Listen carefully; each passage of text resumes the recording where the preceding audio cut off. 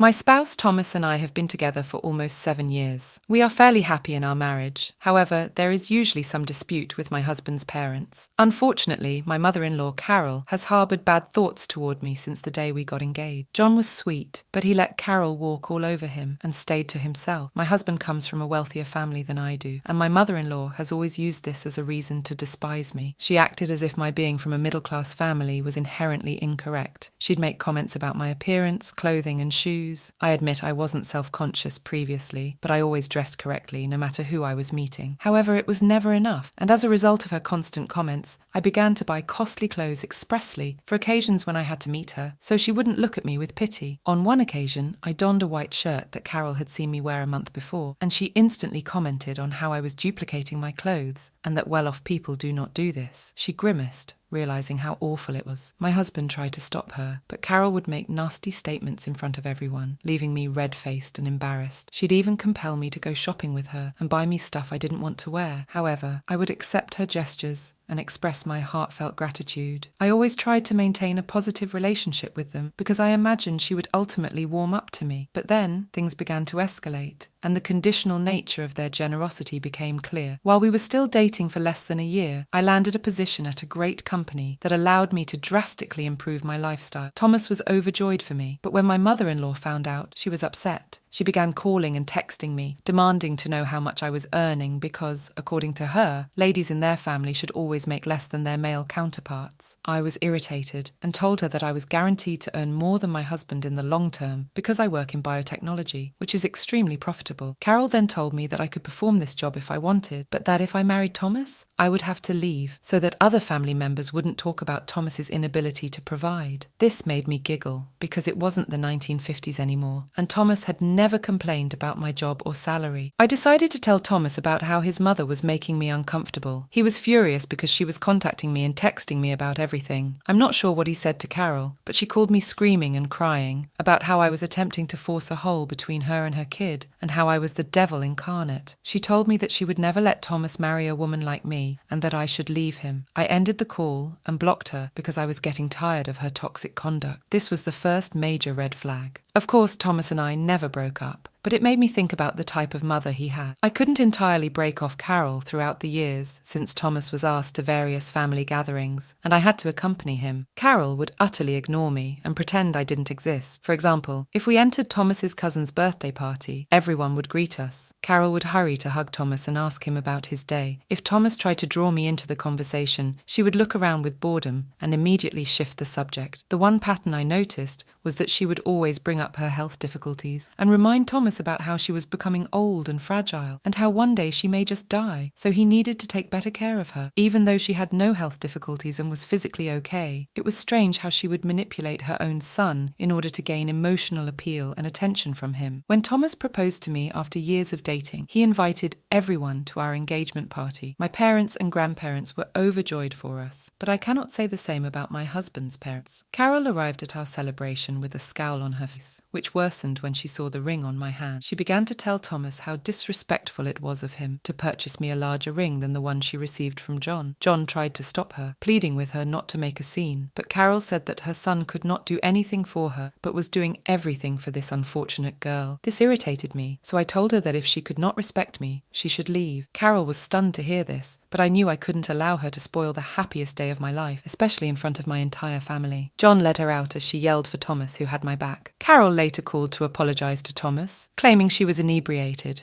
despite the fact that we all knew she had barely had a glass of wine. But when Carol apologized to both of us, we decided to let it go. Then came wedding planning. Carol insisted on accompanying me on my dress buying trip, saying she had always wanted to do so. It's worth noting that my tolerance for her was already thin at this point, but she was my fiancé's mother, and I couldn't openly disrespect her, so I let her come. I had warned my mother and cousin about it, so they were prepared if she pulled any stunts. Carol, as usual, had an issue with my clothing. She informed me that sophisticated people did not wear so many laces, and insisted that I wear a more traditional white dress. I refused, and my mother informed her that since I was not her daughter, she should keep her mouth shut. Carol became enraged and began to sulk in a corner with her arms folded like a kid. Throughout the time I tried on outfits, she was nothing but unpleasant about my outfit selections. In the end, I decided on a dress, which we paid for. Carol then approached me and told me how delighted she was that I picked up the dress since it made my arms look large. I laughed at this comment. My mother, who had been quite tolerant, began to scold her and lecture her about her childish behaviour. I was on the edge of tears, since no one likes to hear anything like that about their dream outfit. And I'm not even big, so I couldn't understand why she said that. We informed her that she would have to find her own way home because I had picked up everyone that day, and I refused to allow her to join us because I knew she would continue to say things about me in the van. Carol began to worry, wondering how I could just abandon her, but that is exactly what I did. While I was on my way to drop off my mother, I received a call from Thomas, who began to question how I could have done this to his mother and how she had called him crying, accusing me of abandoning her intentionally. I promised Thomas that I would explain everything when I returned home, but he continued to berate me. So my mother, who could hear everything because he was on speaker, informed him that he had no idea what his mother had done to us throughout the day. She went on to recount Carol's actions one by one, eventually asking Thomas whether he believed this was how well-respected adults behave. Thomas was clearly ashamed because he was unaware of the entire story. Carol had obviously not told him the whole story. Anyway, when he returned home, he apologized to me again. He informed me that he panicked out because he thought his elderly mother was left alone. Therefore, he reacted that way. I informed him that I would never have done such a thing if she hadn't been so mean to me all day. Thomas hugged me and said he understood if I didn't want to invite her to our wedding. At this point, all I wanted to do was uninvite her, but I was concerned that John would be unable to attend since his wife would not allow him to attend if she was not present. I couldn't allow my husband's wedding to go by without his parents present. I mean, that would be simply cruel. We agreed to talk to John before our wedding and tell him that if Carol's behaviour became out of control, he would have to remove her. He understood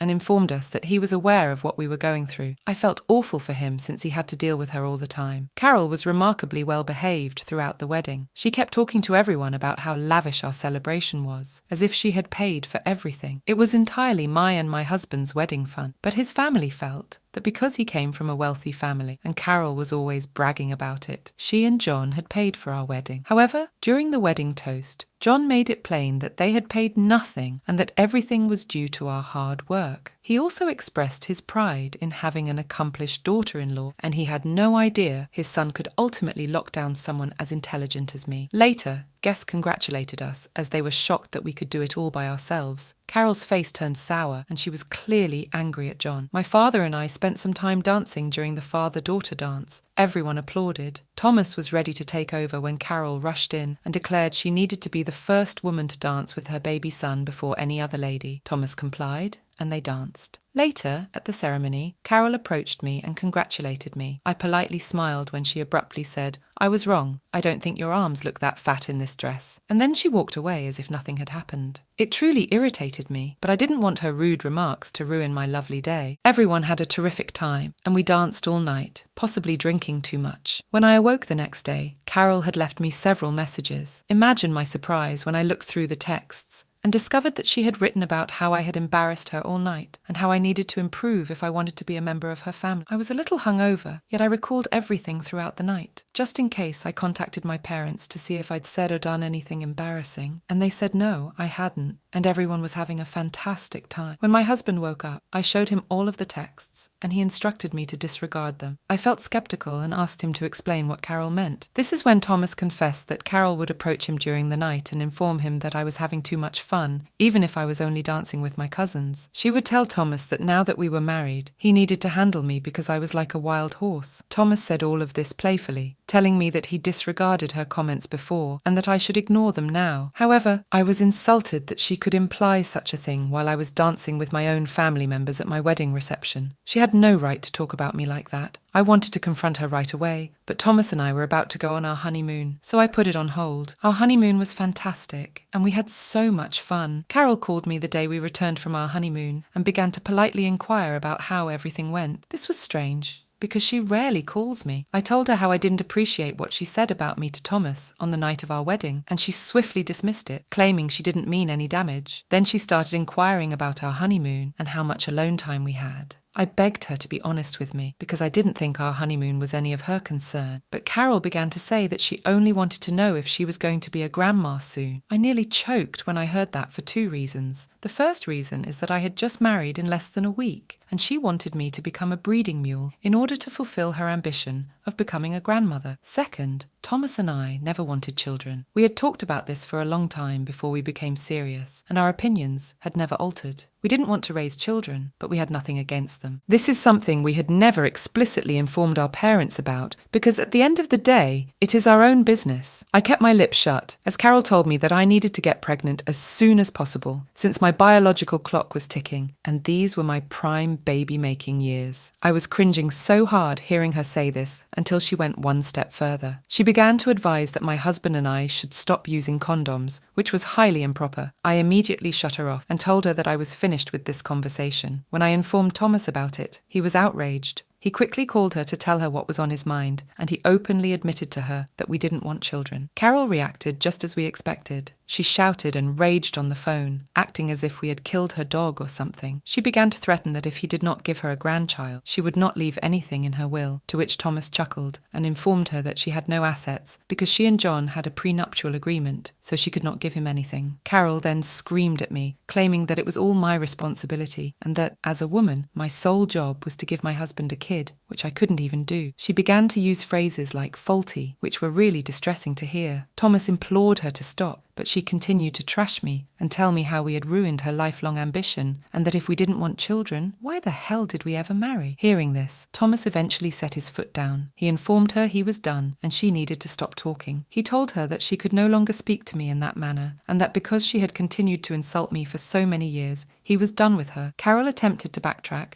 but he told her that he was going to cut her out of his life and that she was no longer allowed at our house or in our lives. He threatened her that if she ever showed up, we would immediately call the cops and humiliate her in front of our neighbours. We knew how much she valued other people's opinions. Since then, we've kept our word and cut off any communication with her. John attempted to intercede once, but after speaking with Thomas and hearing the entire tale, he supported our choice. My parents and John have met countless times over the years, but we have never invited Carol to visit. Fortunately, she has followed our guidelines and restrictions. We unexpectedly became pregnant in December of last year. We were astonished, since this was something we didn't want, but we were in a wonderful place in our lives, so we decided to go along with it. Everyone learned about the news and called to congratulate us. Carol sent us a bouquet of flowers and a letter of apology. She had written about how she had spent years of therapy reflecting on her behaviour and changing it. I didn't bother responding to her because I was still dubious about her alleged new behaviour. However, only 2 months into my pregnancy, I miscarried. It happened in the middle of the night, and I froze when I saw all the blood. I woke Thomas up crying, and he immediately drove me to the nearest hospital. We were notified that we had lost our baby. It was heartbreaking, because even though we didn't want to be pregnant, we adored the little bugger and would have given our child everything we had. I didn't know how to handle my emotions because this was a terrible circumstance to be in. Thomas and my parents stayed with me through it all. John and Thomas's family called to check on us and even came over to be with us. My mother would stay at our home for days since she knew I didn't want to get out of bed. Everything inside of me hurt, and I cried for hours on end. Thomas was my rock, and I started feeling better gradually. Last week, John asked us to celebrate his and Carol's 25th wedding anniversary. This was a major thing for the family. Therefore, everyone was invited. Thomas and I didn't want to go since we knew the topic of miscarriage would come up, which would have a significant impact on us. We didn't want to have to tell everyone again about the worst day of our lives. However, John asked us to come because he wanted to spend time with us and said we needed to take a night off to relax. We reluctantly agreed. We were going to see Carol for the first time in years. However, I was already having such a difficult time on my own that I didn't have the energy to even consider her or her antics. Carol was pleasantly thrilled to see Thomas and hurried to hug him. She seemed very cold to me in comparison, but I didn't mind, so I found a seat and sat down, letting Thomas speak with his mother. Later, during dinner, everyone continued to talk about their excellent news and how well they were doing in their lives, as they typically do. One of Thomas's relatives stated that she was expecting, and it was like a pang in my heart. Everyone praised her when Carol abruptly stood up to give a toast while holding a microphone. She raised her glass and began to express how glad she was to be surrounded by her loved ones and how she wouldn't have it any differently. Carol then congratulated Thomas's cousin on her pregnancy and began to explain how she was bringing a little bundle of joy into the world, while others were murdering children. She then looked at me pointedly and began to explain how she knew I had done something to the baby, because it couldn't have been a typical miscarriage. Thomas and I immediately froze, unable to comprehend how harsh she was being. Carol went on to scream loudly how her son had settled for someone like me, and that she had accepted our marriage because she hoped I would be able to give her grandkids. But I was incapable of doing so. She declared that I was nothing more than a trophy wife, and that she couldn't wait for Thomas to eventually divorce me because I wasn't her family, and no one had to see me at her next anniversary party. She then cheered and drained the entire glass, as if she had just delivered a victory speech. The entire room fell silent as Thomas questioned his mother about what the heck she was doing. They got into a yelling war, and she continued to blame me while he tried to defend me as much as he could by emphasizing how absurd she was acting. Everything made me feel ashamed and embarrassed, so I burst into tears. This was all too much for me, and I was experiencing a variety of emotions. Carol insulted me, saying I should quit acting since no one would buy my sob story. John, who had been sitting silently observing the entire drama, suddenly stood up and requested everyone to calm down.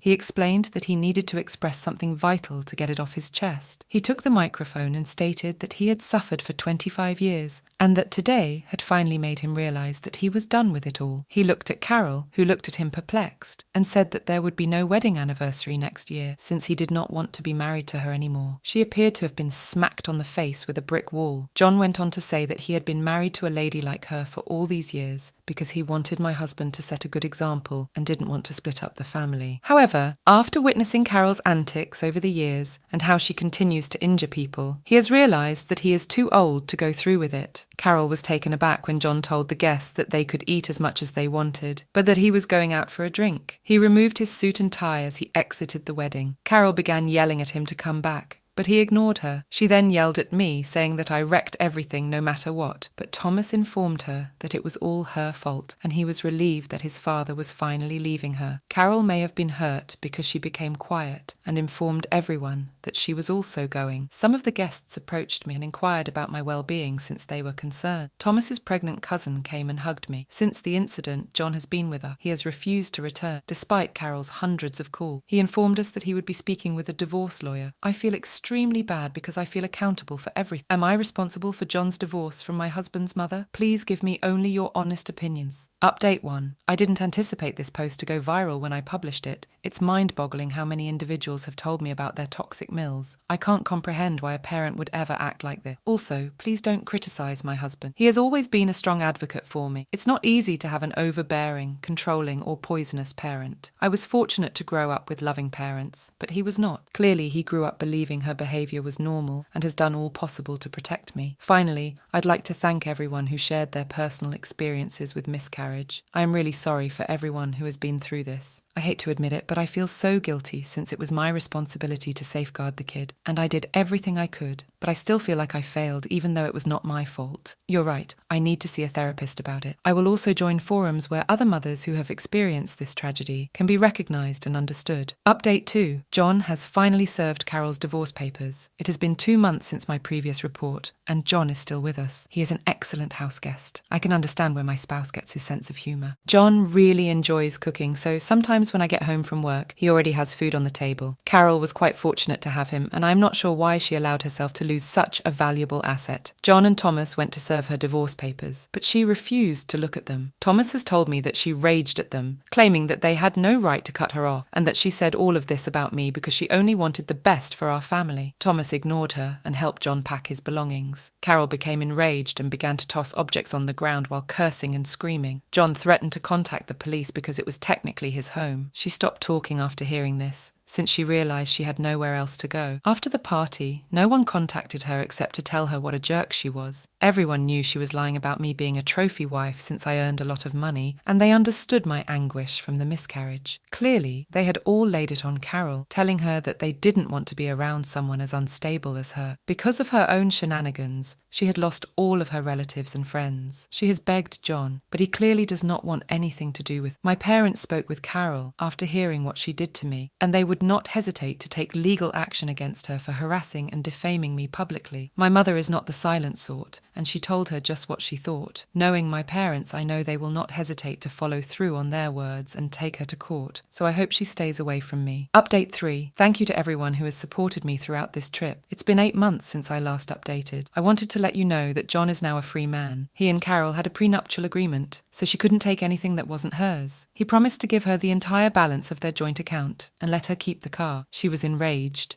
and insisted that he let her have the house as well. But he and his lawyer laughed in her face because it had belonged to John before he married her. Thomas has heard that she is now staying with one of his cousins while looking for a cheaper place. I believe she has more than enough money to lead a pleasant, comfortable life on her own. Carol has mostly avoided us, despite reports that she occasionally reaches out to others with her side of the tale in order to generate sympathy. Okay, she can do whatever she wants. We are satisfied. Thomas and I are doing quite well. I went to the therapy I stated, and it helped me meet new friends who completely understand me. Thomas also signed up for individual therapy programs to help him deal with his prior troubles. Our professions are doing well, and we are simply glad for what we have right now.